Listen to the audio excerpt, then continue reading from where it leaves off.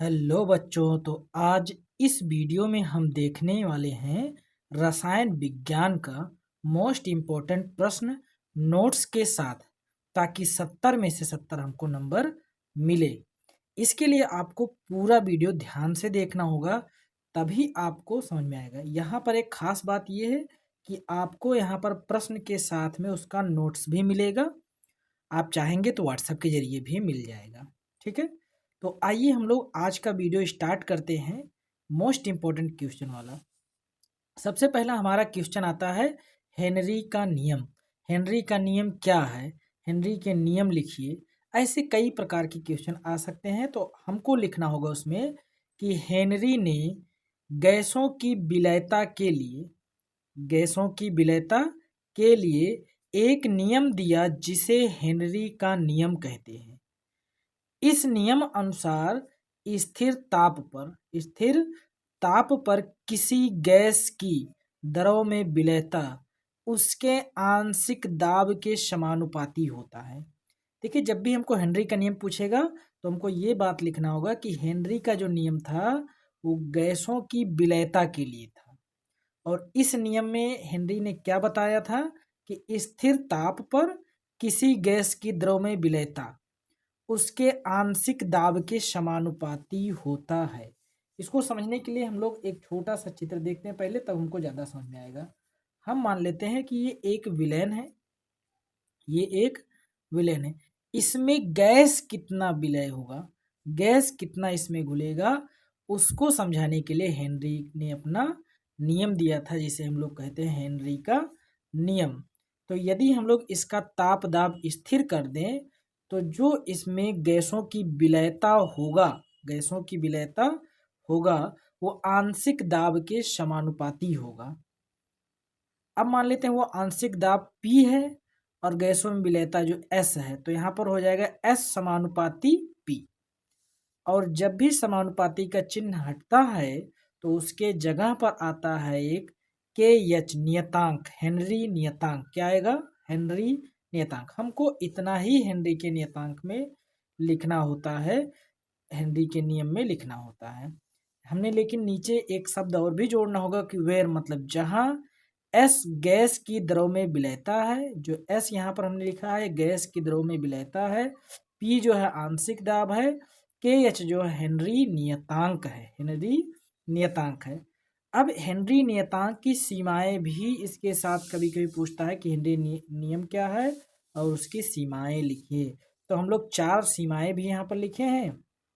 पहला है अधिकांश गैसें हेनरी के नियम का पालन करती हैं। ज़्यादातर जो गैसें होती हैं हेनरी के नियम का पालन करती हैं। पहला है दाब बहुत अधिक ना हो, मतलब प्रेशर बहुत ज़्यादा ना हो। दूसरा यहाँ पर है ताप बहुत कम ना हो, यानी कि उसका जो ताप है वो भी बहुत कम ना हो। तीसरा जो है इसमें गैस विलायक में अधिक विलय ना हो। जो गैस है विलायक में जिसकी मात्रा अधिक है, विलायक में अधिक ना गैस पहले से मिली हो। ठीक है, तो ये हमारी 3 सीमाएं थी। क्या थी?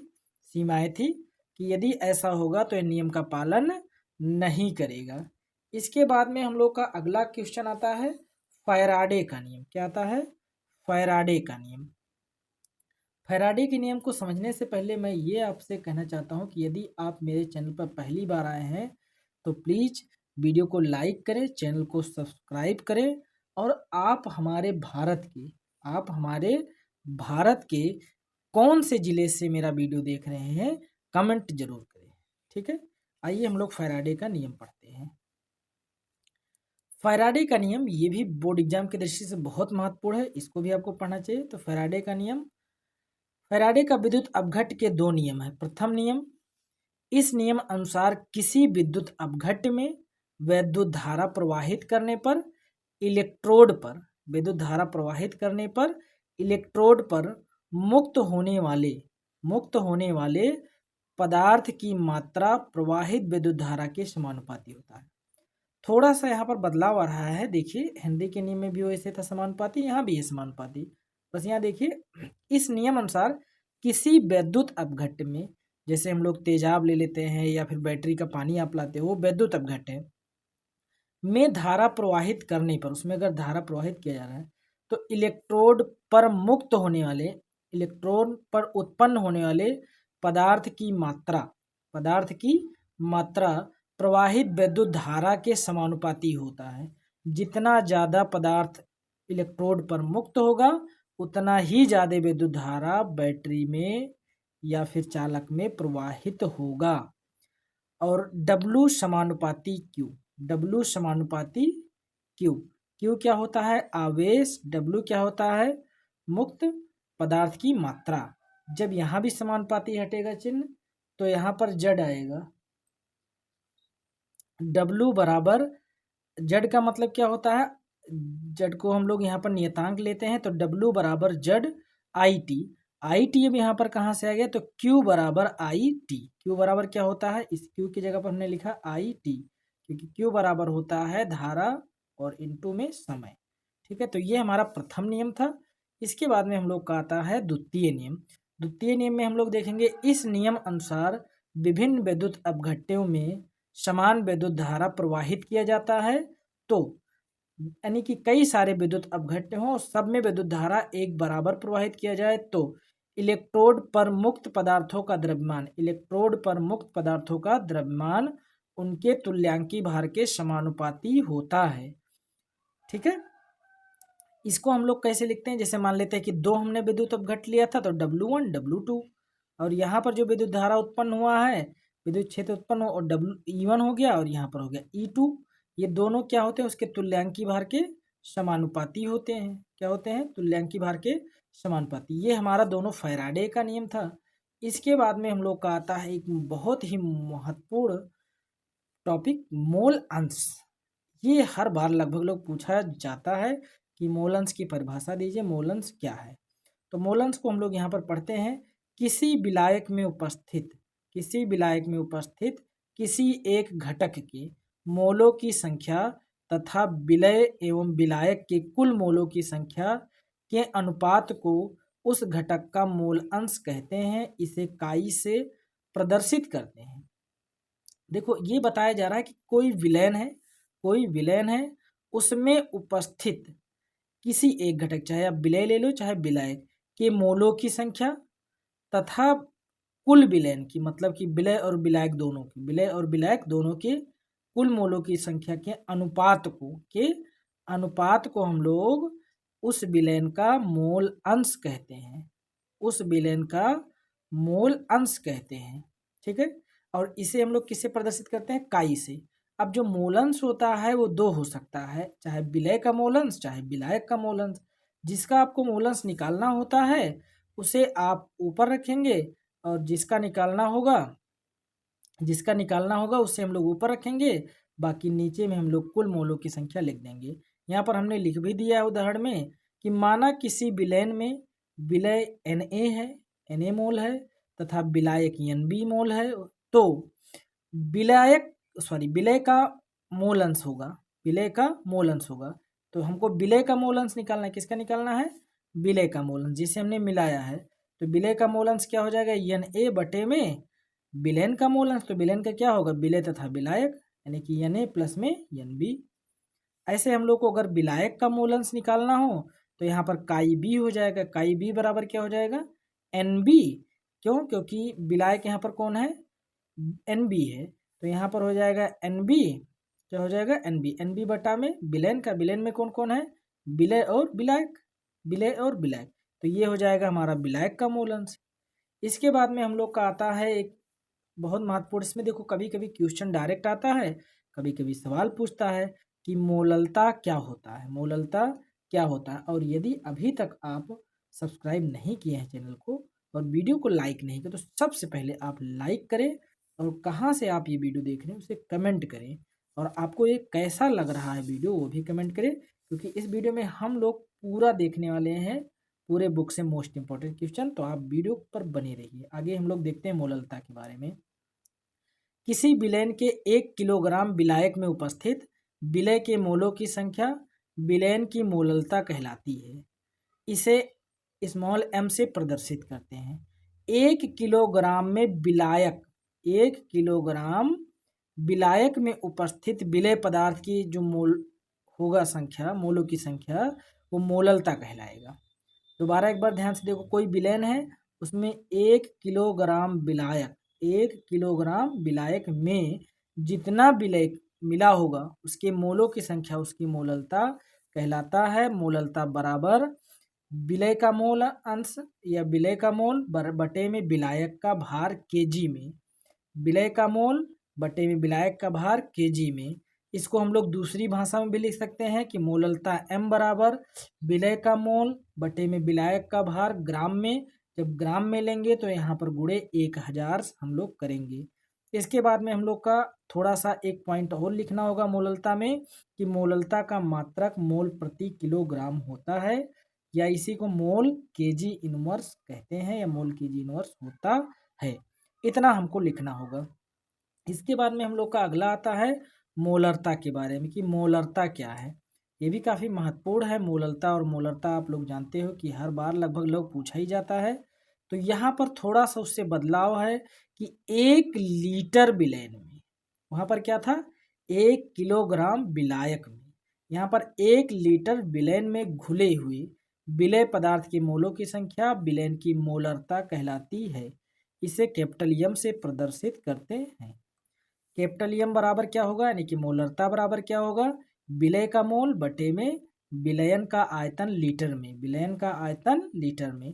दूसरे तरह से हम लोग क्या लिखेंगे कि विलेय का मोल बटे में विलयन का आयतन ml में गुणे 1000। मोलरता का मात्रक क्या होता है, मोल लीटर इनवर्स या मोल प्रति लीटर इसको कहते हैं। और एक क्वेश्चन आपके लिए कि 5.85 ग्राम सोडियम क्लोराइड 200 ml जल में घुला है, विलयन की मोलरता की गणना कीजिए। ये हर बार लगभग लोग पूछा जाता है। आपका कितना आंसर आ रहा है बाद में आप इसे कैलकुलेट करके कमेंट जरूर कीजिएगा और अपने मित्रों के पास जरूर भेजिएगा। इसके बाद में हम लोग का अगला क्वेश्चन आता है शून्य कोटि की अभिक्रिया। ये आप अभी रट लें या 1 घंटे बाद रट लें, लेकिन रटना तो हर हाल में है कि शून्य कोटि की अभिक्रिया क्या है। वह अभिक्रिया जिसमें अभिक्रिया का दर अर्थात वेग अभिकारक की सांद्रता पर निर्भर नहीं करता है, शून्य कोटि की अभिक्रिया कहलाती है।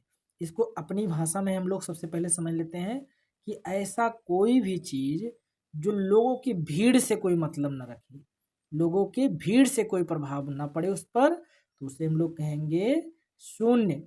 ठीक है, वही उसी तरह सेम टू सेम दिया गया है कि ऐसी अभिक्रिया जिसमें अभिकारक जो है वो कितना गाढ़ा है, कितना अधिक है, कितना कम है, उसकी सांद्रता से कोई मतलब नहीं होता है, तो शून्य कोटि की अभिक्रिया कहलाती है।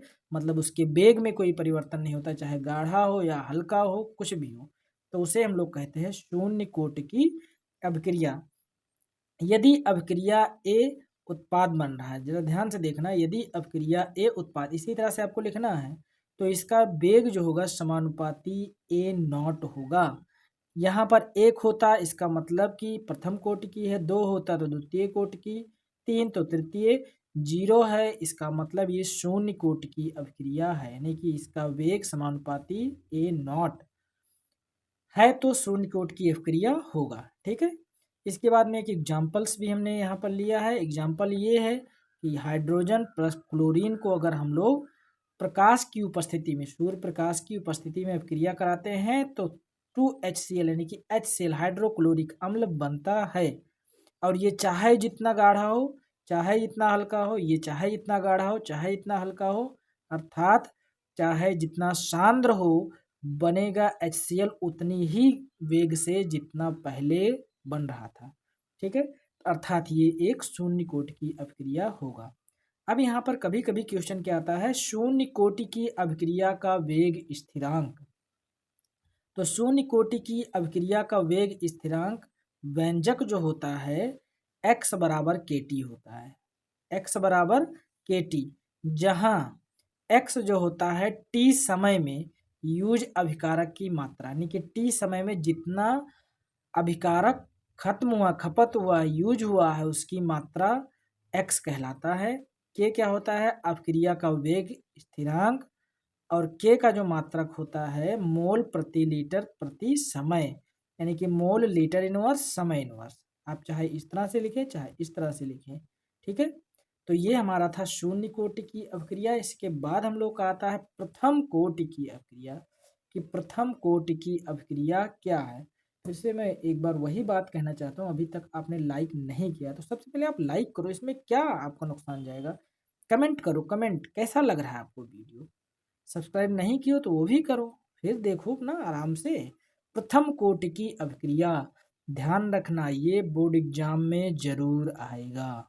वह अभिक्रिया जिसका दर एक अभिकारक की सांद्रता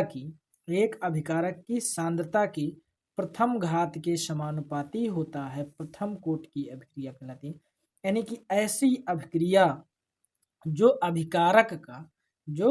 अभिकारक के एक घात, देखो यहाँ पर हमने क्या लिखा है ए नॉट मतलब शून्य कोटि की, यहाँ प्रथम कोटि में क्या होगा एक के घात, क्या लिखा है एक के घात के समानुपाती होता है, तो प्रथम कोटि की अभिक्रिया कहलाता है, प्रथम कोटि की अभिक्रिया कहलाता है।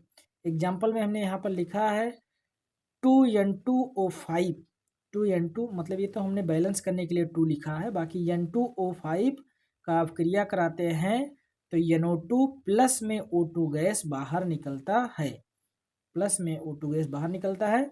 और यहाँ पर जो अभिक्रिया का जिम्मेदार होता है वो ये है, तो यहाँ पर इसका जो दर हो जाएगा के, दर बराबर के N2O5 के पावर 1, और 1 को हम लोग लिखते नहीं है, बाकी आपकी इच्छा है तो लिख लो, कोई दिक्कत नहीं होगा, बाकी हम लोग यहाँ पर लिखे नहीं है।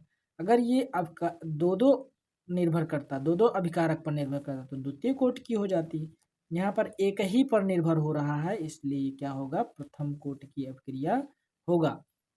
इसके साथ साथ ही हम लोग देखेंगे कि प्रथम कोटि की अभिक्रिया के लिए वेग स्थिरांक क्या होता है, तो वेग स्थिरांक के बराबर 2.303 upon T log 10 a upon a minus x होता है। इसको आप याद कर लो, रट लो, बार बार लिख लो, याद रहे, एग्जाम में आता है। जहाँ के क्या है वेग स्थिरांक है, a अभिकारक की प्रारंभिक सांद्रता है, a माइनस यक्स जो है अभिक्रिया की t समय बाद सांद्रता है, और यक्स बराबर t समय बाद अपघटित पदार्थ की मात्रा, यानी कि t समय में खत्म हुआ यूज हुआ पदार्थ की मात्रा, ठीक है, सांद्रता, ठीक है, कोई बात नहीं है। इसके बाद में हम लोग पढ़ते हैं राउल्ट का नियम।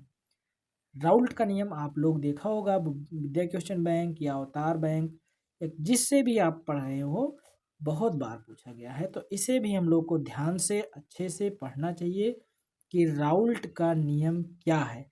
आपको पूरे बुक से जितने महत्वपूर्ण प्रश्न हैं सब इसी वीडियो में मिलेंगे, और आप इसका नोट्स चाहते हैं तो 6393976229 पर व्हाट्सअप मैसेज करें कि सर मुझे नोट्स दे दीजिए, मैं उस पर आपको नोट्स प्रोवाइड करा दूंगा।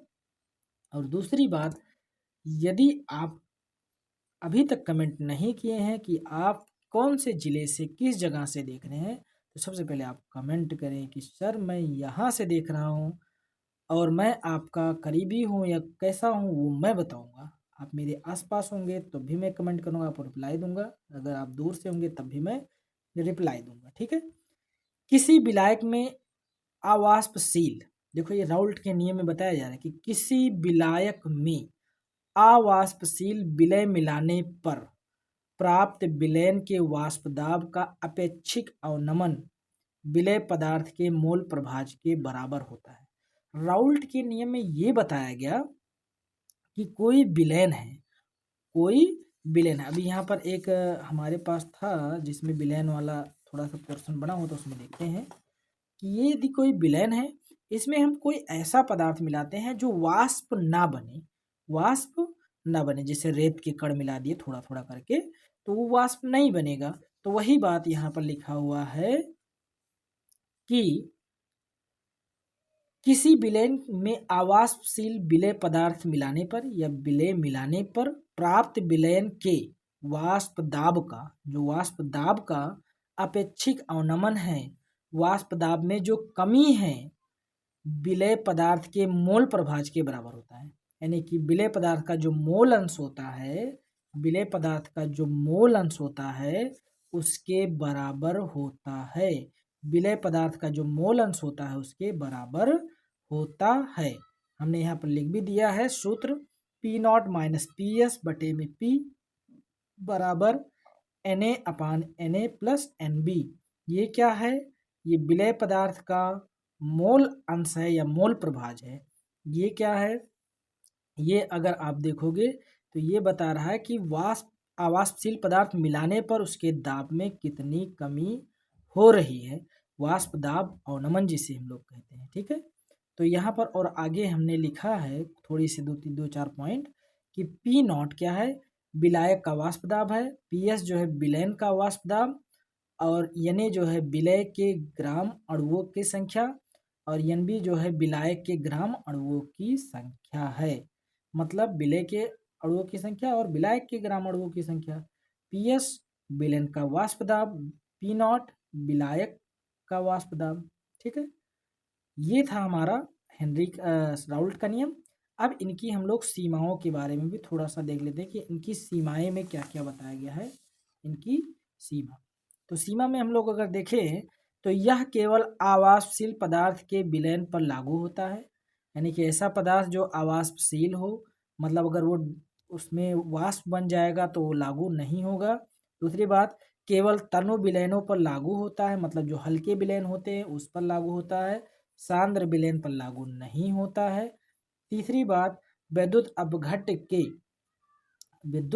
अपघट्य के विलयनों पर राउल्ट का नियम लागू नहीं होता। विद्युत अपघट्य मतलब तेजाब या फिर हम लोग विनेगर वगैरह जो भी यूज करते हैं बैटरी में डालने के लिए, उस पर ये नियम लागू नहीं होता है, ठीक है।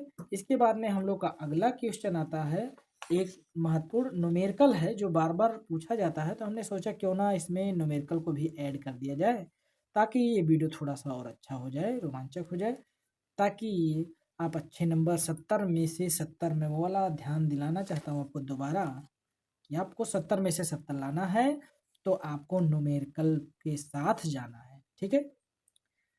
तो आइए हम लोग सिद्ध पहले पढ़ लेते हैं कि सिद्ध कीजिए कि प्रथम कोटि की अभिक्रिया को, सिद्ध कीजिए कि प्रथम कोटि की अभिक्रिया को 3/4 अगर लिखा है इसका मतलब 75%, क्या है 75, पूर्ण करने में लगा समय, पूर्ण करने में लगा समय अर्ध अभिक्रिया को पूर्ण करने में लगा समय का दोगुना होता है। सबसे पहले तो हम ये समझाने की कोशिश करेंगे क्वेश्चन में कहना क्या चाहता है। ये कहना ये चाह रहा है कि कोई प्रथम कोटि की अभिक्रिया है उसका 75% पूरा होने में जो लगा समय है वो अर्ध अभिक्रिया के पूरे होने के लगे समय के दोगुना होता है। मतलब 5 मिनट में अगर आधी अभिक्रिया पूरी होती है तो 75% जो होगा वो 10 मिनट में लगेगा। मतलब 50% पूरा होने में 5 मिनट और 75% पूरा होने में 10 मिनट, जबकि ऐसा होना चाहिए था कि 10 मिनट में 100% हो जाना चाहिए था। तो ये हमको सिद्ध करना है, तो आइए हम लोग सिद्ध करते हैं। इसके लिए हमको सबसे पहले क्या होगा, कुछ बातों को ध्यान देना होगा। सबसे पहली बात, प्रथम कोटि की अभिक्रिया का समीकरण। तो प्रथम कोटि की अभिक्रिया का समीकरण होता है K बराबर 2.303 upon T log A minus x. ये आपको याद होना चाहिए। अब हम लोग क्या करते हैं, सबसे पहले 75% के लिए हम लोग याद कर लेते हैं कि 75% अभिक्रिया को पूर्ण होने में कितना समय लगेगा, और फिर उसके बाद में हम लोग देखेंगे कि 50% होने में कितना समय लगेगा, फिर दोनों का बटा कर देंगे, हमारा आंसर आ जाएगा। तो सबसे पहले हम लोग देखते हैं प्रारंभिक मात्रा। प्रारंभिक मात्रा कितना होगा, 100%। तो ए बराबर कितना है, 100 है। एक्स बराबर क्या है, 3/4। एक्स मतलब समय जो दिया था 3/4 बराबर 75%। तो यहाँ पर टी बराबर कितना है, टी बराबर T3/2, मतलब कि टी 75%। तो यहाँ पर हमने इस मान को इस वाले समीकरण में रख दिया है। यहाँ देखो k बराबर 2.303, यहाँ t की जगह पर 3/4, ठीक है 3/4। लॉग a का वैल्यू कितना था, 100, तो 100 लिखा है। यहाँ पर a का वैल्यू कितना है, 100 है, और x का वैल्यू कितना है, 75 है। तो 100 माइनस 75, ठीक है, यानी कि 75, 100 माइनस 75। अब हम क्या कर सकते हैं कि इसको पक्षांतर भी कर सकते हैं, कोई बात नहीं है। तो इसको हम इधर लेकर चले गए और ये वाला इधर चला आया। तो यहाँ 2.303 अपान के लॉग 100 3/25 यानी कि 25। 100 में से 75 जाएगा तो 25 बचेगा। T3/4 बराबर क्या हो जाएगा 2.303 के log 4। क्यों 25 सेकंड नंबर 25 चौका 100, तो यहाँ पर कितना आ जाएगा log 4 आ जाएगा। इसे हम लोग कहेंगे समीकरण नंबर 1। इसी प्रकार हम लोग अर्ध अपक्रिया के लिए देखेंगे, अर्ध समय के लिए टी हाफ में, तो टी हाफ बराबर 2.303 सेम टू सेम इसी की तरह log 100/100 माइनस 50 यानी कि 100 माइनस 50। देखो यहाँ पर 100 माइनस 75 था क्योंकि 75% के लिए हम लोग देख रहे थे। यहाँ पर हम लोग का कितना आ रहा है 100 माइनस 50, क्यों क्योंकि हम लोग आधे अपक्रिया के लिए दे रहे हैं 50% के लिए। तो यहाँ पर 100 से 50 जाएगा तो 50 बचेगा, 100 ऊपर का वैसे रहेगा। टी हाफ बराबर 2.303 log 100/50, क्योंकि 100 में से 50 चला गया तो 50 बचा है। 50 से करना 50, 50 दूना 100, तो इसका मतलब टी 1/2 बराबर 2.303 के log 2, 50 से करना 50 दूना 100 यानी कि 2 बचेगा। तो ये हो गया समीकरण 1, ये हो गया समीकरण नंबर 2।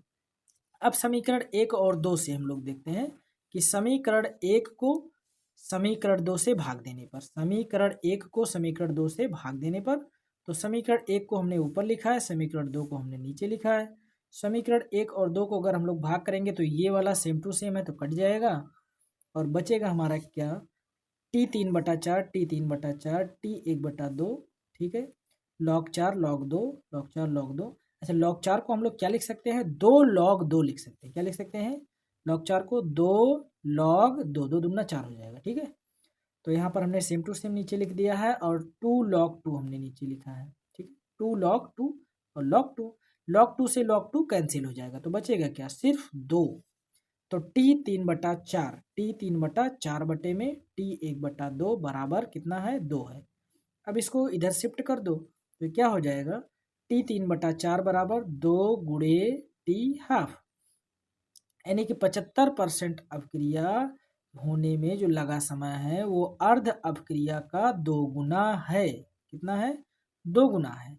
अतः 3/4 अपक्रिया को पूर्ण होने में लगा समय 2 गुणे अर्धायु काल होगा, ठीक है। ये था हमारा आंसर, ये हमारा आंसर है। बार बार पूछा जाता है तो इसको आपको ध्यान से देखना चाहिए। और इसके बाद हम लोग अगले टॉपिक पर आते हैं रेडॉक्स विभव के बारे में, और इसी में हम लोग देखेंगे कोलराउस के नियम के बारे में। तो सबसे पहले हम लोग देखते हैं रेडॉक्स विभव क्या होता है। तो जब किसी सेल में ऑक्सीकरण एवं अपचयन दोनों अभिक्रियाएं एक साथ होती हैं, तो धातु तथा विलयन के मध्य उत्पन्न विभवांतर को रेडॉक्स विभव कहते हैं। देखो कोई बैटरी है, उस बैटरी में ऑक्सीकरण भी हो रहा है, अपचयन भी हो रहा है, दोनों अभिक्रियाएं हो रही हैं एक साथ।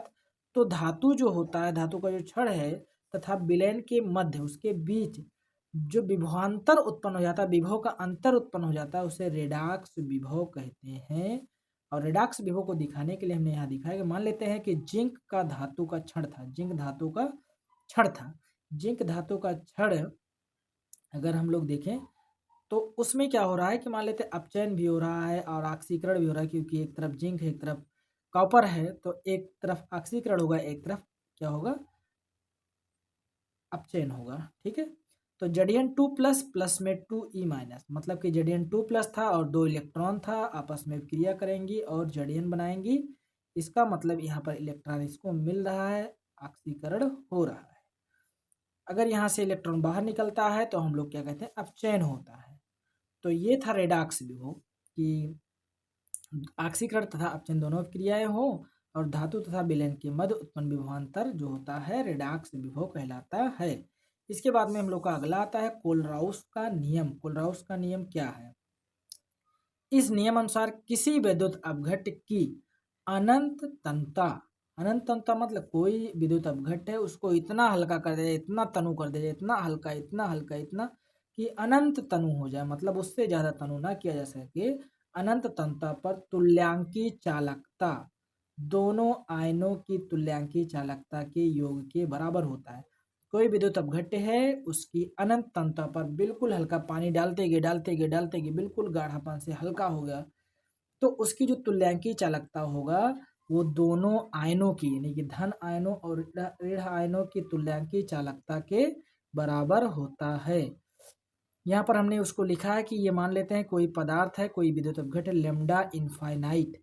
लेमडा इनफाइनाइट मतलब अनंत अणु, और वो जब टूटेगा मान लेते हैं धन आयन में और ऋण आयन में, तो धन आयन और ऋण आयन का जो योग होगा दोनों का चालकता का, वो इसके बराबर होगा। यहाँ तक हमको लिखना होगा, हमने यहाँ लिख भी दिया है। जहाँ लेमडा इनफाइनाइट अनंत तंत्र पर विद्युत अपघट की तुल्यांकी चालकता है, और लेमडा प्लस इनफाइनाइट जो है अनंत तंत्र पर धनायन की चालकता है, और लेमडा माइनस इनफाइनाइट जो है अनंत तंत्र पर ऋणायन की तुल्यांकी चालकता है। ठीक है, इतनी बात हमको कोलराउस के नियम में लिखना होगा। और यदि आप एक चित्र भी इसी तरह से बना देंगे इसमें, तो प्लस लग जाएगा। इसे हम लोग बना के दिखा देंगे कि यहाँ पर लेमडा प्लस में है, लेमडा माइनस में है, लेमडा इनफाइनाइट है। ठीक है, क्योंकि चित्र से हमको नंबर ज़्यादा मिलते हैं। ठीक है, इसके बाद में हम लोग का एक और बहुत महत्वपूर्ण क्वेश्चन आता है कि मानक इलेक्ट्रोड विभव क्या होता है।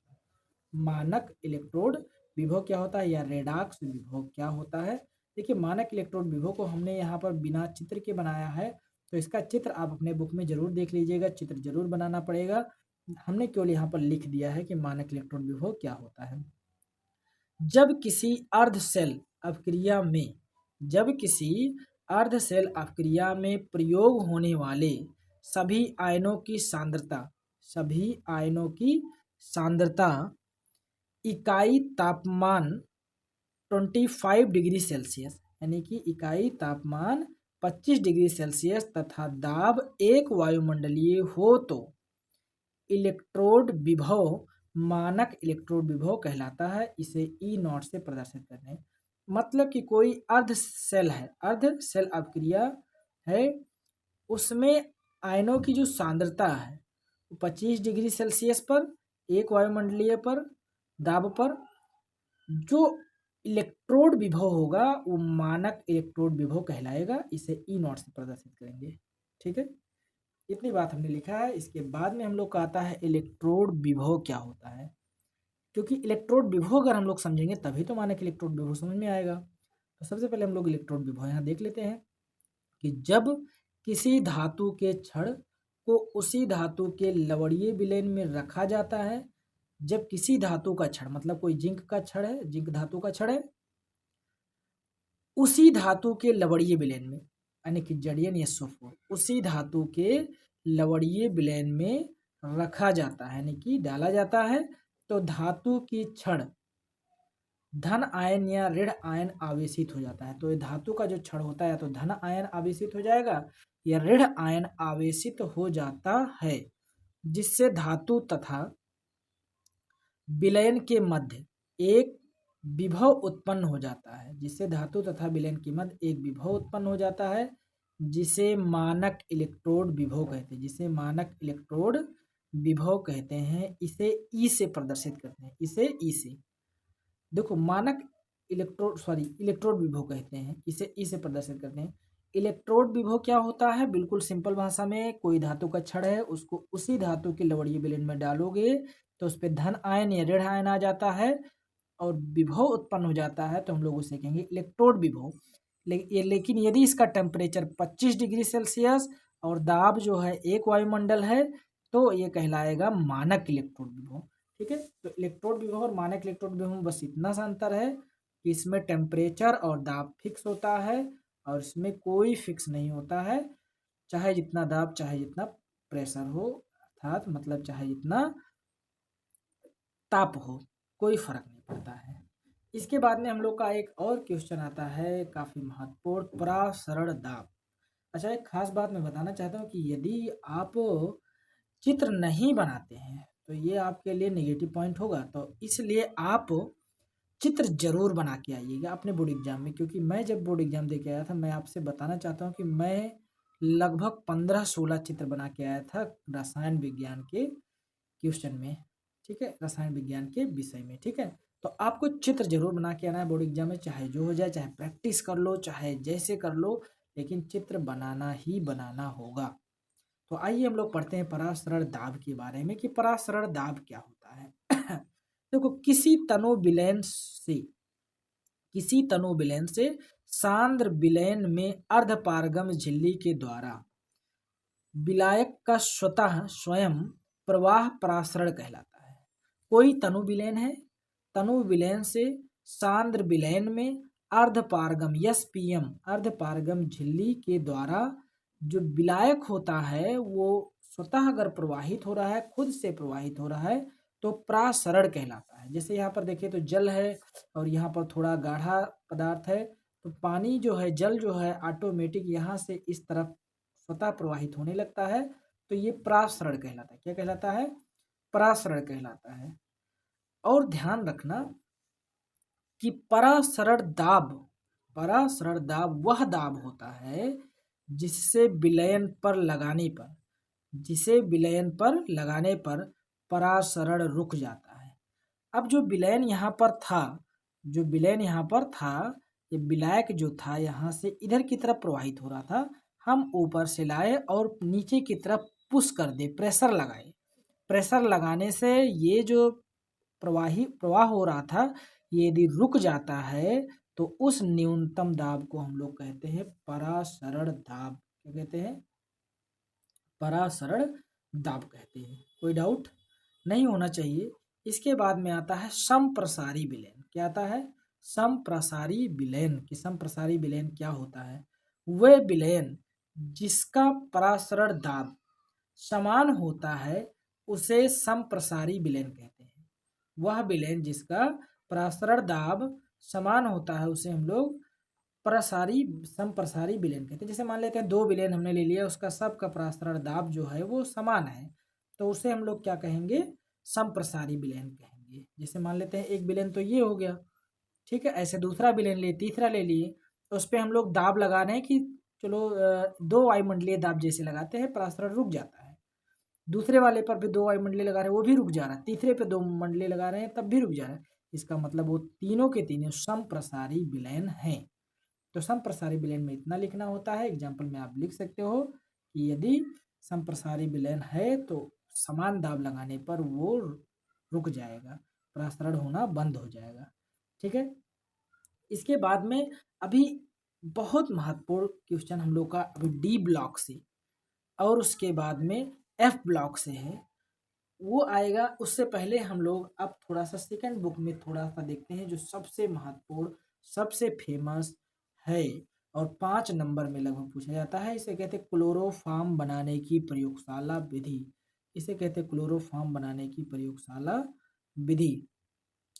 तो ये ऑर्गेनिक केमिस्ट्री का सबसे महत्वपूर्ण वीडियो होगा और सबसे महत्वपूर्ण टॉपिक होगा। ठीक है। तो इससे आगे हम लोग इनऑर्गेनिक के बारे में देखेंगे कि इनऑर्गेनिक से कौन कौन से क्वेश्चन महत्वपूर्ण हैं और कैसे आते हैं, उसे हम लोग देखेंगे। ठीक है। और फिर से मैं एक बार बताना चाहता हूँ, आप मेरे भारत के कौन से ज़िले से देख रहे हैं कमेंट में ज़रूर लिखिए। और उसके बाद में एक बात और मैं याद दिलाना चाहता हूँ कि यह वीडियो हमारा मकसद है कि आप अच्छे नंबर कैसे लाओगे। अच्छे नंबर के लिए एक खास बात कि आपको मेहनत थोड़ा सा करना पड़ेगा, क्योंकि बोर्ड एग्जाम बिल्कुल पास में है, आपको एग्जाम देना है, तो इसे आप ध्यान से देखिए। तो यहाँ पर हम लोग देखते हैं क्लोरोफॉर्म बनाने की प्रयोगशाला विधि। बहुत महत्वपूर्ण है, बहुत महत्वपूर्ण। यह मीथेन का ट्राइक्लोरो व्युत्पन्न है। यह मीथेन का ट्राइक्लोरो व्युत्पन्न है। यानी कि मीथेन मतलब क्या होता है? CH4 चार हाइड्रोजन था, उसमें से 3 हाइड्रोजन निकल जाता है और 3 क्लोरीन जुड़ जाता है, तो उसे हम लोग कहते हैं मीथेन का ट्राइक्लोरो व्युत्पन्न। इसका सूत्र होता है CHCl3। आईपीएससी नाम होता है 111 ट्राइक्लोरोमेथेन। यानी कि क्लोरोफॉर्म का जो आईपीएससी नाम होता है 111 ट्राइक्लोरोमेथेन होता है। आइए हम लोग निर्माण की विधियां देखते हैं कि क्लोरोफॉर्म का निर्माण कैसे होता है। तो प्रयोगशाला में क्लोरोफॉर्म का निर्माण एथिल एल्कोहल C2H5OH या एसीटोन पर, चाहे तो आप ये ले या एसीटोन पर विरंजक चूर्ण यानी कि विरंजक पाउडर, ब्लीचिंग पाउडर की क्रिया द्वारा किया जाता है, जाता है। हमने यहाँ पर इसका चित्र बनाया है, इसे आप देख देख कर जरूर चित्र बना लीजिए ध्यान से। आप इसी तरह बोर्ड एग्जाम बना के आएगा। आप ये मत डरिए कि आप कलरफुल पेन का यूज करेंगे तो कोई दिक्कत होगा। चित्र बनाने में आप कुछ भी यूज करेंगे कोई दिक्कत होने वाला नहीं है। ठीक है, तो यहाँ पर हमने बनाया सबसे पहले स्टैंड। स्टैंड के बाद में हमने दिखाया बर्नर को। बर्नर के ऊपर एक फ्लास्क रखा हुआ, फ्लास्क के अंदर एथिल अल्कोहल और विरंजक चोड़ है। उसको हमने एक रबर द्वारा और एक स्टैंड द्वारा रोक दिए हैं। और यहाँ जब हमको गर्म करते हैं तो गर्म करने पर यहाँ से कुछ गैसें बाहर निकलती हैं। गैस जब बाहर पाइप के थ्रू आती हैं तो यहाँ पर हम लोग लगाए होते हैं शीतलकन, यानी कि संघनित्र लगाते हैं, जिसमें ठंडा पानी इधर से अंदर की तरफ आता रहता है। और उसके बाद में यहाँ पर जो गैसें आती हैं वो गैसें धीरे धीरे धीरे धीरे करके क्लोरोफॉर्म के रूप में यहाँ पर आती रहती हैं और यहाँ से पानी गरम गरम निकलता रहता है। तो इस तरह से आपको चित्र बनाना होगा, लेकिन सिर्फ इतने से हमारा काम होने वाला नहीं है। तो इसके हम लोग विधि को देखना पड़ेगा, इसकी विधि कैसा है। तो इस विधि में प्रयोग होने वाली अपक्रियाएं 4 चरण में संपन्न होती हैं, यानी कि यह सभी अपक्रियाएं 4 चरणों में संपन्न होती हैं। सबसे पहले हम लोग देखें तो CaOCl2, CaOCl2 विरंजक चोड़ क्या है, विरंजक चोड़। इसको लेंगे और जल से अपक्रिया कराएंगे। जल से अपक्रिया कराने पर क्लोरीन Cl2 बाहर निकलेगा और उसके साथ में CaOH का होल टॉइस कैल्शियम हाइड्रोक्साइड निकलेगा। क्लोरीन और कैल्शियम हाइड्रोक्साइड निकलेगा। क्लोरीन का यूज हम लोग यहीं कर लेंगे, लेकिन कैल्शियम हाइड्रोक्साइड का यूज थोड़ा बाद में करेंगे। तो इसके बाद में दूसरा आता है, हम लोग अब लेंगे एथिल अल्कोहल। क्या लेंगे, एथिल अल्कोहल। एथिल अल्कोहल का यही क्लोरीन से अपक्रिया करवाएंगे। अपक्रिया करवाने के बाद में हमको मिलेगा एसीटल्डिहाइड। क्या मिलेगा, एसीटल्डिहाइड मिलेगा। एसीटल्डिहाइड के साथ ही साथ 2HCl 2 हाइड्रोक्लोरिक अम्ल भी निकलेगा। अब हम लोग क्या करेंगे कि फिर से इसी क्लोरीन को थोड़ी अधिक मात्रा में इस एसीटल्डिहाइड से अपक्रिया कराएंगे। इसी क्लोरीन की थोड़ी अधिक मात्रा में इसी एसीटल्डिहाइड से अपक्रिया कराएंगे, जो हमने तीसरे चरण में दिखाया है कि CH3CHO प्लस में CH3CHO प्लस में 3Cl2 की जब अपक्रिया कराएंगे तो यहाँ बनेगा CCl3CHO। और ये है क्लोरल। क्या है, क्लोरल। ये सबसे महत्वपूर्ण उत्पाद होता है क्लोरोफॉर्म की अपक्रिया में। और इसके साथ में एक अणु और हाइड्रोक्लोरिक अम्ल बाहर निकलेगा। अब जो हमारा यहाँ पर कैल्शियम हाइड्रोक्साइड बाहर निकला था, ये हमारे काम में आएगा लास्ट वाले चरण में। लास्ट वाले चरण में क्या होता है, कैल्शियम हाइड्रोक्साइड का 2 अणु क्लोरल के साथ अपक्रिया कराते हैं। Calcium hydroxide CaOH, OH। देखो यहाँ OH का होल टॉइस था, इसका मतलब 2 OH है। क्या है, 2 OH है। तो CaOH OH प्लस में CCl3CHO, CCl3CHO, ये 2 अणु क्लोरल है। इसमें से होता क्या है कि ये HH और यहाँ से CCl3 बाहर निकल के बनाएगा क्लोरोफॉर्म। क्या बनाएगा, क्लोरोफॉर्म। और उसके साथ ही साथ जो यहाँ पर बचा हुआ है COO और उसके अंदर CHO, ये मिलके बनाएगा कैल्शियम फॉर्मेट। क्या बनाएगा, कैल्शियम फॉर्मेट बना लेगा। ठीक है, तो ये था हमारा क्लोरोफॉर्म बनाने की विधि। ये बहुत महत्वपूर्ण है, इसे आपको ध्यान से देखना होगा। इसके बाद में हम लोग इसके भौतिक गुणधर्म भी थोड़ा सा लिख लेंगे, क्योंकि बिना भौतिक गुणधर्म के हमारा ये किसी काम का नहीं है। तो यह एक रंगहीन मधुर गंध वाला ज्वलनशील पदार्थ होता है, द्रव होता है। यानी कि ये हाथ पर लग जाएगा तो हमको जलन सी महसूस होने लगेगी, मधुर गंध वाला होता है। इसका क्वथनांक यानी कि कितने पर उबलेगा, तो 334 केल्विन पर उबलेगा। इसका क्वथनांक जो है 334 केल्विन है। तथा हिमांक जो इसका है 210 केल्विन होता है, 210 केल्विन होता है। यह जल में आबिलय है, यानी कि जल में नहीं घुलेगा, जबकि ईथर व अल्कोहल में घुल जाता है, विलय है, विलय हो जाता है। ठीक है, तो ये था हमारा क्लोरोफॉर्म का काफी महत्वपूर्ण। इसके बाद में हमारा आता है ओटज फिटिंग अभिक्रिया। आपने देखा होगा नेमिंग रिएक्शन में सबसे महत्वपूर्ण अभिक्रिया जो कोई है तो ओटज फिटिंग और सिमट और हाफ मैन ब्रोमाइड अभिक्रिया आदि हैं।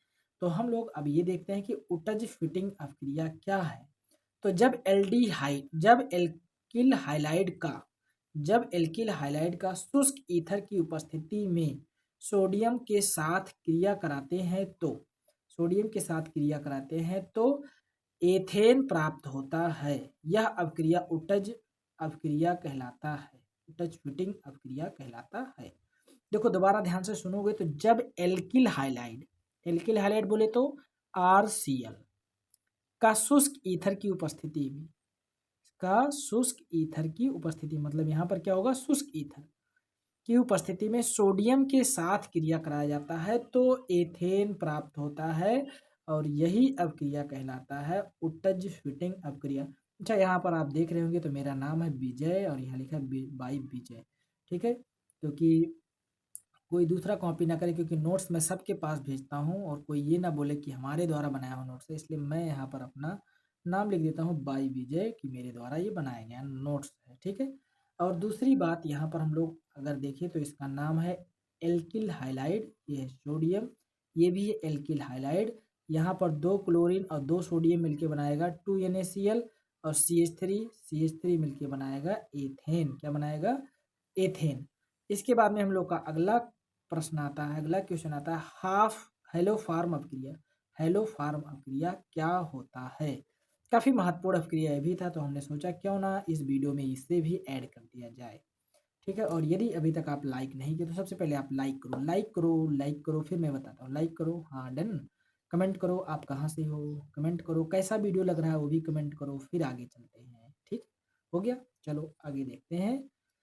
आगे है हेलोफार्म अपक्रिया। हेलोफार्म अपक्रिया क्लोरोफार्म की तरह ही सेम टू सेम होता है, थोड़ा सा देखते हैं। वह अपक्रिया जिसमें मेथिल कीटोन समूह युक्त यौगिक मेथिल कीटोन समूह युक्त यौगिक हाइड्रॉक्सी की उपस्थिति में OH की उपस्थिति में मतलब कि हाइड्रॉक्सी यौगिक की सोडियम हाइड्रॉक्साइड की उपस्थिति सोडियम हाइड्रॉक्साइड की उपस्थिति में हाइलोजन से क्रिया करके हेलोफार्म देते हैं, हेलोफार्म अपक्रिया कहलाते हैं।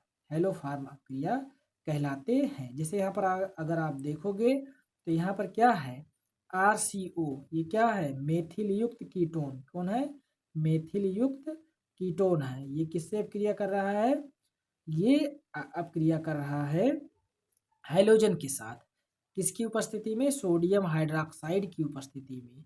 और इसके बाद में क्या मिलता है, CHX3, इसे कहते हैं हेलोफार्म। क्या कहते हैं, हेलोफार्म। इसके साथ ही मिलता है 3Na सोडियम हाइलाइड।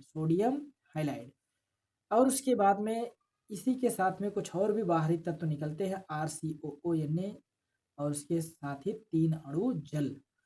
थोड़ा सा और इसके बारे में हम लोग देखेंगे आगे। तो इसमें लिखा हुआ है इसमें क्लोरोफार्म तथा ब्रोमोफार्म रंगीन होता है, यानी कि हेलोफार्म अपक्रिया से अगर हम लोग क्लोरोफार्म बनाते हैं और ब्रोमोफार्म बनाते हैं, क्योंकि X का मतलब होता है क्लोरीन ब्रोमीन आयोडीन, तो यहाँ पर हेलोफार्म में क्लोरोफार्म भी हो सकता है, ब्रोमोफार्म हो सकता है, आयोडोफार्म हो सकता है, कुछ भी हो सकता है। तो जो क्लोरोफार्म होगा ब्रोमोफार्म होगा और रंगहीन होगा, जबकि आयोडोफार्म पीले रंग का क्रिस्टल होता है। आयोडोफार्म पीले रंग का क्रिस्टल होता है।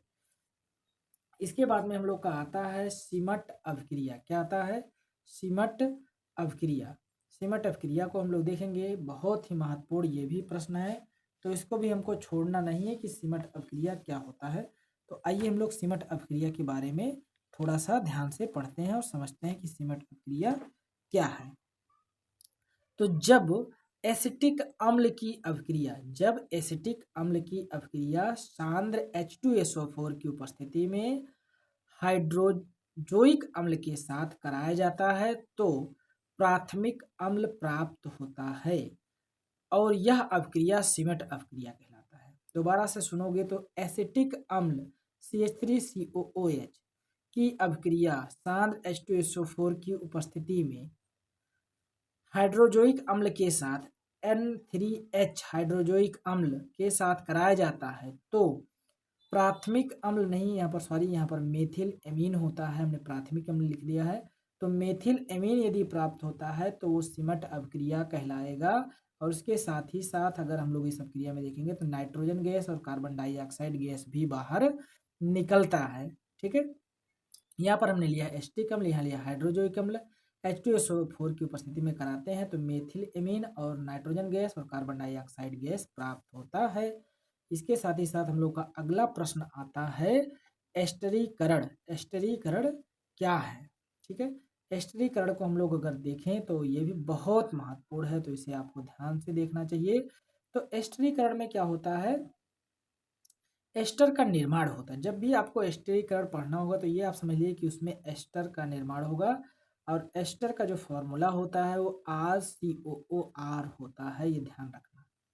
ठीक है, जिसे हम लोग एसीटेट भी लिखते हैं, अभी आगे हम लोग देखते हैं। ठीक है, जब एसिटिक अम्ल की अभिक्रिया जब एसिटिक अम्ल की अभिक्रिया एल्कोहल के साथ H2SO4 की उपस्थिति में गर्म कराया जाता है तो एस्टर तथा जल प्राप्त होता है, और यह अभिक्रिया एस्टरीकरण कहलाता है। जब हम लोग एसिटिक अम्ल की अभिक्रिया CH3COOH एसिटिक अम्ल की अभिक्रिया एथिल एल्कोहल के साथ कराते हैं H2SO4 की उपस्थिति में, तब हमको प्राप्त होता है एस्टर, और इस एस्टर का नाम है एथिल एसीटेट, और उसके साथ में जल के अणु।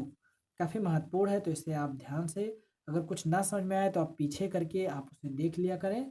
ठीक है, इसके बाद में एक बहुत महत्वपूर्ण क्वेश्चन, रायमर टीमन अभिक्रिया। आप जानते होंगे ये बोर्ड एग्जाम की दृष्टि से बहुत ज़्यादा महत्वपूर्ण है, तो हमको इसको ध्यान से पढ़ना चाहिए। रायमर टीमन अभिक्रिया क्या होता है? तो इस अभिक्रिया में जब फिनाल का 67 डिग्री सेल्सियस ताप पर जलीय सोडियम हाइड्रोक्साइड की उपस्थिति में क्लोरोफॉर्म के साथ कराया जाता है तो जो उत्पाद प्राप्त होता है उसका जल अपघटन कराने पर बेंजीन वलय के अर्थो स्थान पर, ओफ मतलब होता है अर्थो स्थान पर, एल्डिहाइड समूह उपस्थित हो जाता है, और मुख्य उत्पाद के रूप में अर्थो हाइड्रॉक्सी बेंजल्डिहाइड की प्राप्ति होती है। इसको हम लोग थोड़ा सा यहाँ पर अगर देखें तो यहाँ पर हमने बिल्कुल साफ साफ लिखा है कि ये जो है फिनाल है, ये जो है फिनाल है। फिनाल का हम लोग क्या कर रहे हैं, CHCl3, ये है क्लोरोफॉर्म। फिनाल का किसके साथ? क्लोरोफॉर्म के साथ, CHCl3 के साथ सोडियम हाइड्रोक्साइड की उपस्थिति में 67 डिग्री सेल्सियस 67 डिग्री सेल्सियस पर गर्म कराने पर हमको एक मध्य उत्पाद प्राप्त होता है। हमको एक मध्य उत्पाद प्राप्त होता है जो हमने यहाँ पर दिखाया है। यहाँ पर दिखाया है, यहाँ पर हुआ क्या है, बिल्कुल सिंपल सा है कि यहाँ से हाइड्रोजन बाहर निकला है। हाइड्रोजन के बाहर निकलने पर इसके जगह पर कौन आ गया है? सोडियम आ गया। कौन आ गया है? सोडियम। ये हाइड्रोजन इस OH के साथ मिलके जल के रूप में बाहर निकल गया होगा, और CH3Cl जो है, CHCl3 जो है, इसमें से एक क्लोरीन और यहाँ से एक हाइड्रोजन बाहर निकल गया होगा, और CHCl2 जो है यहाँ पर आके जुड़ गया है। CHCl2 आके यहाँ जुड़ गया है, ये मध्य उत्पाद बना। इसको हम लोग पुनः जब सोडियम हाइड्रोक्साइड NaOH, थोड़ा सा टफ लगेगा लेकिन आपको ध्यान से देखना होगा, जब ये मध्य उत्पाद बन जाएगा तो 2NaOH के साथ क्रिया कराएंगे तो हमको एक और उत्पाद नया प्राप्त होगा, जो होगा यहाँ पर। अब ONA तो सेम टू सेम है, लेकिन CH और जो Cl2 था वो Cl2 अब बाहर हो जाएगा, और बचेगा क्या? CHOH और OH, यानी कि बोलते हैं इसको CHOOH। क्या बोलते हैं? CHOH का होल टॉइस कह सकते हैं, कोई दिक्कत नहीं है। ये मध्य उत्पाद प्राप्त होगा, और इसका जल अपघटन करा दें, इसका जल अपघटन करा दें तो यहाँ पर एल्डिहाइड आ जाएगा। अर्थो स्थान पर एल्डिहाइड, जल अपघटन मतलब जल बाहर, HOH बाहर निकाल दें तो यहाँ पर हमको मिलेगा अर्थो स्थान पर एल्डिहाइड, और ये हमारा कहीं ना कहीं अब बिल्कुल उत्पाद की जगह पर पहुंच जाता है। और जब तनु HCl के साथ फिर से इसे हम लोग अम्लीकृत करा देते हैं तो हमको प्राप्त होता है यहाँ पर बेंजीन वलय और OH, और यहाँ पर CHO, और ये है ortho hydroxy benzaldehyde, ortho hydroxy benzaldehyde या सेलिसिलल्डिहाइड। इसे हम लोग सेलिसिलल्डिहाइड और बेंजल्डिहाइड भी कहते हैं, तो इसे आपको ध्यान से देखना चाहिए। कभी कभी डायरेक्ट क्वेश्चन पूछता है कैसे प्राप्त करेंगे आप फिनाल से सेलिसिलल्डिहाइड, सेलिसिलल्डिहाइड, तो आपको तब भी रायमर टीमर अपक्रिया लिखना होता है, और इतनी बातें आपको लिखनी ही पड़ेगी, आप चाहे जो करें। ठीक है, इसके बाद में हम लोग का अगला जो क्वेश्चन आता है वो ये आता है कैसे प्राप्त करेंगे, कैसे प्राप्त करेंगे। इसमें सबसे पहला क्वेश्चन जो काफ़ी ज़बरदस्त क्वेश्चन है कि क्लोरोबेंजीन से डीडीटी, ये डीडीटी जो है काफ़ी महत्वपूर्ण है। अभी इससे संबंधित और भी क्वेश्चन हमारे पास आएंगे। तो पहले यहाँ पर देखते हैं कि क्लोरोबेंजीन से, क्लोरोबेंजीन का मतलब होता है बेंजीन और उसके साथ में सीएल जुड़ा हो, बेंजीन के साथ में सीएल जुड़ा हो। जैसे यहाँ पर देखिए अगर बेंजीन है और यहाँ पर सीएल, तो क्लोरोबेंजीन है। इससे हमको डीडीटी प्राप्त करना है। तो यहाँ पर हमने लिखा भी है थोड़ा सा, हमने सभी का क्या किया है, लिख जरूर दिया है इसका हिंदी, कि जब क्लोरल की अभिक्रिया सांद्र H2SO4 की उपस्थिति में क्लोरोबेंजीन के साथ कराया जाता है तो डीडीटी प्राप्त होता है। क्लोरल मतलब अभी आपने देखा था कि जब हम लोग पढ़ रहे थे क्लोरोफॉर्म बनाने की, तो वहाँ क्लोरल प्राप्त होता है। उसी क्लोरो को हमने यहाँ पर लाया है और उसकी अभिक्रिया दो अणु बेंजीन क्लोरोबेंजीन से करा देते हैं। तो होता क्या है कि बेंजीन के हर एक पॉइंट पर हाइड्रोजन होता है। तो यहाँ वाला हाइड्रोजन हमने दिखा दिया है और यहाँ इस क्लोरल का ऑक्सीजन और दो हाइड्रोजन आपस में मिलकर बना लेगा जल। और इस जगह पर, इस ऑक्सीजन के जगह पर, ऑक्सीजन डबल बॉन्ड द्वारा जुड़ा होगा तो उसके जगह पर एक ये जुड़ जाएगा और दूसरा ये जुड़ जाएगा, जो हमने यहाँ देखा है CH Cl3 CH और डबल बॉन्ड द्वारा कार्बन से जुड़ा है, ध्यान रखना, डबल बॉन्ड द्वारा एक सिंगल इससे ये दो बेंजीन वाला जुड़ जाता है और इसका नाम हो जाता है डीडीटी। और क्यों डीडीटी से बोलते हैं, क्योंकि dichlorodiphenyltrichloroethane होता है। यानी कि यहाँ पर डाई क्लोरो है, कितने हैं, दो क्लोरो है, और डाई फेनिल है, दो फिनाल ग्रुप है, डाई फेनिल। उसके बाद में ट्राई क्लोरो एथेन, यहाँ ट्राई क्लोरो है, कितना है, ट्राई क्लोरो, और यहाँ पर क्या है, एथेन है, एक कार्बन दो कार्बन, तो दो कार्बन को हम लोग क्या कहते हैं, एथेन कहते हैं। तो इसीलिए इसका नाम है DDT, dichlorodiphenyltrichloroethane. इसके बाद में हम लोग का अगला क्वेश्चन आता है कि डाई एजोनियम लवण से क्लोरोबेंजीन कैसे प्राप्त करेंगे, डाई एजोनियम लवण से क्लोरोबेंजीन कैसे प्राप्त करेंगे। अब आप लोग इतने देर से देख रहे हो, बोरियत महसूस हो रही होगी, लेकिन आपको ये पढ़ना ही पड़ेगा क्योंकि बोर्ड एग्जाम में 100% ये सारे क्वेश्चन में से जरूर आपको देखने को मिलेगा। तो यहाँ पर लिखा है जब बेंजीन डाई एजोनियम क्लोराइड को अभिक्रिया क्यूप्रस क्लोराइड के साथ कराया जाता है तो क्लोरोबेंजीन प्राप्त होता है। यानी कि जब बेंजीन डाई एजोनियम क्लोराइड, ये जो है बेंजीन डाई एजोनियम क्लोराइड है, ये है जो है बेंजीन डाई एजोनियम क्लोराइड है, इसकी अभिक्रिया क्यूप्रस क्लोराइड की उपस्थिति में कराते हैं तो हमको क्लोरोबेंजीन प्राप्त होता है, प्लस में नाइट्रोजन गैस बाहर निकल जाता है। ये था डाई एजोनियम क्लोराइड से क्लोरोबेंजीन बनाने की विधि। इसके बाद में एक अगला हम लोग का महत्वपूर्ण प्रश्न आता है, एल्डोल संघनन क्या होता है, एल्डोल संघनन क्या होता है। तो वह एल्डिहाइड तथा कीटोन जिसमें अल्फा हाइड्रोजन परमाणु उपस्थित होता है, वे तनु अम्ल तथा तनु क्षार की उपस्थिति में संघनन द्वारा एल्डोल या कीटोल, यानी कि कीटोल को हम लोग और एल्डोल को हम लोग क्या कहते हैं, बीटा हाइड्रोक्सी एल्डिहाइड या बीटा हाइड्रोक्सी कीटोल देते हैं। तो यह अभिक्रिया एल्डोल संघनन कहलाती है। यानी कि ऐसे एल्डिहाइड या कीटोन जिसमें अल्फा हाइड्रोजन परमाणु उपस्थित होता है और तनु अम्ल या तनु क्षार के साथ अपक्रिया करके एल्डोल देते हैं, एल्डोल संघनन कहलाते हैं। और एल्डोल संघनन का हम लोग उदाहरण अगर देखें तो एल्डोल संघनन का हम लोग का उदाहरण यहाँ पर लिखा हुआ है, देखिए जरा ध्यान से, कि CH3CHO और फिर उसके बाद में यहाँ भी CH3CHO थोड़ा सा अलग रूप में लिखा है क्योंकि एक एच हमने आगे दिखा दिया अपक्रिया करने के लिए।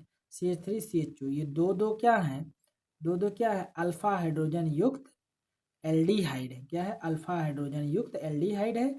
इसकी अगर आपस में संघनन कराते हैं, दोनों को मिलाते हैं तो मिलाने पर ये दोनों मिल के बनाएंगे CH3CHOH और CH2CHO और ये है बीटा हाइड्रोक्सी ब्यूटेनॉल या फिर इसी को कहते हैं एल्डोल। क्या कहते हैं, एल्डोल। कुछ नहीं यहाँ पर आपको करना है, बस ये ध्यान रखना कि ये OH ऊपर की तरफ जुड़ जाएगा, CHO यहीं रहेगा, CH3 CH फिर उसके बाद में CH2 ये H और ये O ऊपर की तरफ दिखा दिए और ये हो गया एल्डोल। क्या हो गया, एल्डोल।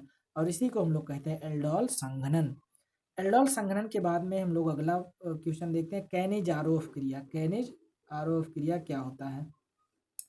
तो वे एल्डिहाइड जो सांद्र NaOH तथा KOH के साथ, वे एल्डिहाइड जो सांद्र NaOH तथा KOH के साथ अपक्रिया करके कार्बोक्सिलिक अम्ल का लवण तथा एल्कोहल देते हैं, तो वह अपक्रिया कैनिज आरोह क्रिया कहलाती है। ठीक है, उसको हमने उदाहरण में यहाँ पर अगर देखें तो HCHO फॉर्मेल्डिहाइड सोडियम हाइड्रॉक्साइड के साथ जब अपक्रिया करता है तो सोडियम फार्मेट तथा मेथिल एल्कोहल देता है, और ये अपक्रिया कैनिज आरोह अपक्रिया कहलाती है। ये अपक्रिया कैनिज आरोह अपक्रिया कहलाती है। इसके बाद में कुछ क्वेश्चन हम लोग देखते हैं जो 2 नंबर में पूछे जाते हैं कि फ्रेयान क्या है, इसका उपयोग लिखिए। तो फ्रेयान क्या है थोड़ा पढ़ते हैं कि मेथेन और एथेन के क्लोरोफ्लोरो व्युत्पन्न को फ्रेयान कहते हैं, जैसे CF2Cl2 क्लोरोफ्लोरो व्युत्पन्न। मेथेन और एथेन, मेथेन मेथेन मतलब एक कार्बन, एथेन मतलब 2 कार्बन, मेथेन और एथेन के फ्लोरो व्युत्पन्न को फ्रेयान कहते हैं। एग्जाम्पल हमने लिखा CF2Cl2, ये क्या है? फ्रेयान है। अच्छा, एक खास बात कि फ्रेयान 12 का प्रयोग रेफ्रिजरेटर में यानी कि फ्रिज में प्रतिशीतक यानी कि प्रशीतक के रूप में किया जाता है। ये हम लोग को उपयोग भी उसमें लिखना होगा। ठीक है, इसके बाद में हम लोग का अगला प्रश्न आता है कि कार्बन टेट्राक्लोराइड के दो प्रमुख उपयोग लिखिए। तो कार्बन टेट्राक्लोराइड का पहले फार्मूला देखते हैं। तो CCl4 को हम लोग बोलते हैं कार्बन टेट्राक्लोराइड। टेट्रा मतलब 4, क्लोराइड का मतलब Cl और कार्बन मतलब C, तो CCl4। कार्बन टेट्राक्लोराइड की वाष्प वायु से भरी एवं ज्वलनशील होने के कारण अग्निशमक के रूप में प्रयोग किया जाता है। अग्निशमक मतलब जहाँ पर हमको अग्नि की आवश्यकता होती है, प्रयोग किया जाता है। और उसके बाद दूसरा लिखा हुआ है फ्रेयान के निर्माण में भी कार्बन टेट्राक्लोराइड का प्रयोग किया जाता है। अभी इसके बाद में हम लोग जो DDT के बारे में पढ़े थे, डाइक्लोरो डाइफिनिल ट्राइक्लोरोएथेन, उसका प्रयोग पर्यावरण पर क्या प्रभाव पड़ता है, ये बहुत बार पूछा गया है, तो इसको भी हमको ध्यान से पढ़ना चाहिए। तो यह जैव अपघट्य नहीं है, यानी कि छोटे जीवों द्वारा अपघटित नहीं होता, टूटता नहीं है, इसका अवशेष वातावरण में रह जाता है। मतलब हम लोग DDT का अगर छिड़काव कर देते हैं तो ये पर्यावरण में हमारे घूमता रहता है, कभी भी नष्ट नहीं होता है। यह जीवित प्राणियों के लिए अत्यधिक विषैला होता है, जीवित प्राणियों के लिए बहुत ज़्यादा विषैला होता है। इसी कारण इसे पश्चिमी देश जितने भी हैं इस पर बैन लगा दिए, इसको बंद कर दिए हैं। लेकिन कई दुष्प्रभाव के बाद भी भारत में इसकी प्रचुर मात्रा में प्रयोग किया जाता है, यानी कि इतने इसके दुष्प्रभाव है DDT के, लेकिन उसके बावजूद इसका भी प्रचुर मात्रा में भारत में उपयोग किया जाता है। तो हमको भी DDT का प्रयोग नहीं करना चाहिए। इतनी बात हमको पर्यावरण के बारे में, DDT के बारे में लिख के आना पड़ेगा। इसके बाद में हम लोग का अगला आता है कि लूकास परीक्षण क्या होता है। आप देख लेंगे बोर्ड एग्जाम में कई बार पूछा जाता है कि लूकास परीक्षण क्या होता है, लूकास परीक्षण क्या होता है, या किस प्रकार यौगिकों की पहचान करने में उपयोगी है। तो इसके बारे में थोड़ा सा हम लोग पढ़ते हैं कि निर्जल जड़ीयन Cl2, निर्जल बिना जल यानी कि जल बिना जल के जड़ीयन Cl2 तथा सांद्र HCl का 1:1 मिश्रण ल्यूकास अभिकर्मक कहलाता है। जड़ीयन Cl2 और HCl2 का 1:1 मतलब जितनी मात्रा इसका उतने मात्रा इसका मिश्रण जो होता है ल्यूकास अभिकर्मक कहलाता है। क्या कहलाता है? ल्यूकास अभिकर्मक कहलाता है। यह प्राथमिक, द्वितीयक तथा तृतीयक एल्कोहल के पहचान में यूज किया जाता है, प्रयुक्त किया जाता है। फिर से मैं बताओ, ये मेरा नाम है विजय, ठीक है, चलो कोई बात नहीं है। और अभी तक आप लाइक नहीं किए, अपने मित्र के पास नहीं भेजे, तो सबसे पहले आप लाइक करें और अपने मित्र के पास भेजिए और कमेंट कीजिए आप कहाँ से देख रहे हैं और आपको ये नोट्स कैसा लग रहा है, ये आप जरूर बताइए कि आपको नोट्स समझ में आ रहा है, नहीं आ रहा। दोबारा मैं बताना चाहता हूँ, यदि आप इस सभी नोट्स को पाना चाहते हैं तो 6393976229 पर आप व्हाट्सअप मैसेज कीजिए और नोट्स के लिए, तो हम आपको नोट्स दे देंगे, ठीक है। और अब हम लोग देखते हैं कि इसका प्रयोग कैसे किया जाता है। ये तो हम लोग का प्रयुक्त किया जाता है। इस परीक्षण में कमरे के ताप पर, इसका परीक्षण जो है, इस परीक्षण में कमरे के ताप पर अज्ञात अल्कोहल की सूक्ष्म मात्रा में सूक्ष्म मात्रा में ल्यूकास अभिकर्मक को मिलाकर हिलाने पर या हिलाया जाता है तो एल्कोहल HCl से क्रिया करके एल्किल क्लोराइड बनाता है। एल्कोहल जो होता है HCl से क्रिया करके एल्किल क्लोराइड बनाता है, जो परीक्षण विलयन में धुंधलापन उत्पन्न कर देता है। जो परीक्षण विलयन होता है जिसे हम लोग लिए होते हैं उसमें हल्का हल्का धुंधलापन उत्पन्न हो जाता है। धुंधलापन उत्पन्न करने में लगे समय के आधार पर इसका पहचान होता है, यानी कि जो धुंधलापन उत्पन्न होता है उसमें कितना समय लग रहा है उसके आधार पर इसका पहचान किया जाता है। नंबर 1 है तृतीयक, यानी कि 3 डिग्री एल्कोहल तुरंत धुंधलापन उत्पन्न कर देगा। अगर हमने जो टेस्ट के लिए लिया है एल्कोहल तो 3 डिग्री है तो तुरंत धुंधलापन आ जाएगा। यदि द्वितीयक अल्कोहल है तो लगभग 5 मिनट के बाद धुंधलापन आएगा, और यदि प्राथमिक एल्कोहल है तो साधारण ताप पर धुंधलापन उत्पन्न नहीं करता, लेकिन अगर हम लोग उसे और गर्म करें तो धुंधलापन उत्पन्न करता है। ठीक है, तो ये था हमारा ल्यूकास परीक्षण के बारे में। इसके बाद में हम लोग का अगला आता है कि आयनन ऊर्जा। डी ब्लॉक से 1-2 क्वेश्चन है कि आयनन ऊर्जा क्या होता है डी ब्लॉक से। ठीक है, तो डी ब्लॉक के तत्वों की आयनन ऊर्जा उच्च होती है तथा डी ब्लॉक के किसी भी संक्रमण श्रेणी में जब परमाणु क्रमांक बढ़ता है तो आयनन ऊर्जा तथा आयनन एंथैल्पी का मान बढ़ता है, क्योंकि जैसे जैसे परमाणु क्रमांक बढ़ता है तो उससे के साथ साथ नाभिक प्रभाव भी बढ़ता है। अतः हमने एग्जाम्पल के लिए यहाँ पर ले लिया है कि यस्सी स्कैंडियम से जिंक की ओर जाने पर आयनन एंथैल्पी यानी कि आयनन ऊर्जा का मान बढ़ता है। जैसे यहाँ पर अगर देखें तो 6 पॉइंट यहाँ पर क्या है 631, 656, 650, यहाँ देखेंगे 906। तो जैसे जैसे हम लोग स्कैंडियम से जिंक की तरफ जाएंगे तो आयनन ऊर्जा का मान बढ़ेगा। नहीं कि आयनन ऊर्जा मतलब किसी भी पदार्थ से इलेक्ट्रॉन को निकालने में लागत ऊर्जा आयनन ऊर्जा कहलाता है। क्या होता है जब ये वाले क्वेश्चन और उसके बाद में कुछ महत्वपूर्ण क्वेश्चन जो हर बार पूछे जैसे IPSC नेम, उन सब के लिए आप इसके नेक्स्ट वीडियो को जरूर देखिए।